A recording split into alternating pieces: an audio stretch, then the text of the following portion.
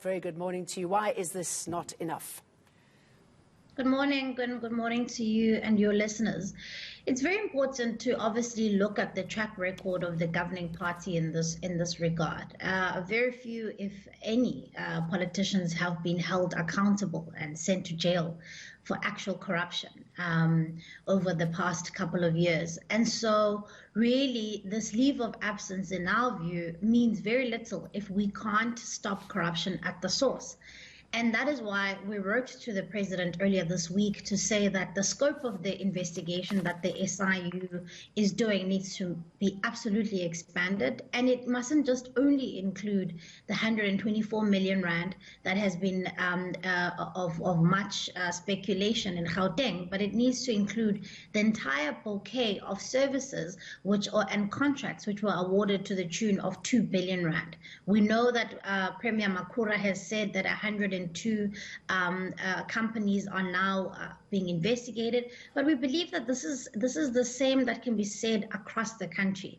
And so all of these contracts that have been awarded during this time need to be made public in each and every single one of these provinces. But I mean, the problem is even when we know about people, you know, for example, Andrew Mangani's funeral, it doesn't stop that there, does it? And the fact that now the perpetrators are going to the Provincial Integrity Council, will that make a difference when you've got people investigating themselves, really?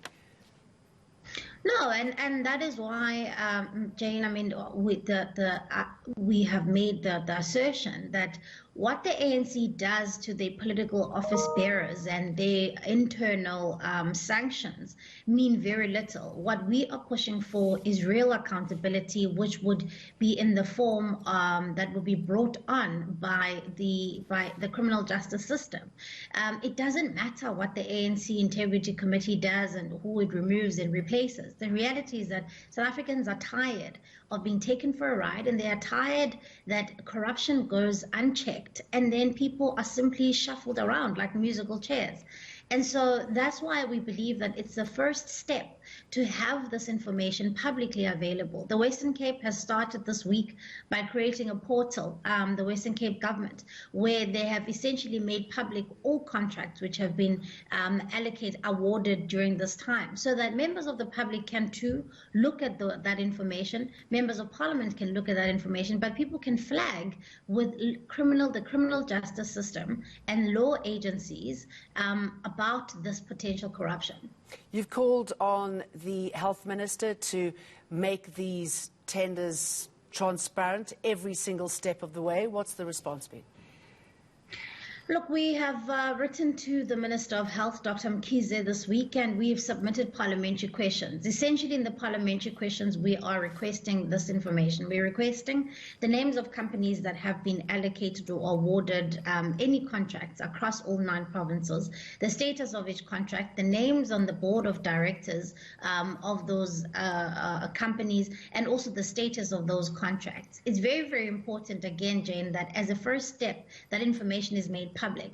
Tender processes are meant to be public, but as we have seen with the situation in Gauteng, essentially politically connected individuals are being able to feast on contracts with the state without essentially being flagged and without essentially being seen. And so that is why my concern is not with Khusela Diko's husband or MEC Masuku here. My concern is that this is happening completely unchecked in many parts of the country. And so that's why this is only but a step.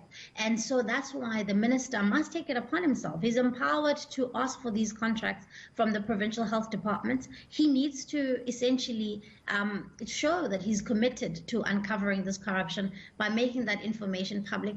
And the president too needs to give effect to the commitment that he made last week. Otherwise, it means very little to say he's committed to uncovering whatever corruption is alleged during this time by allocating an SIU investigation, if that SIU investigation will not be empowered with real information and also will not yield to politicians actually going to jail for corruption. We want that information too, Saviwe Kwarube. Thank you very much.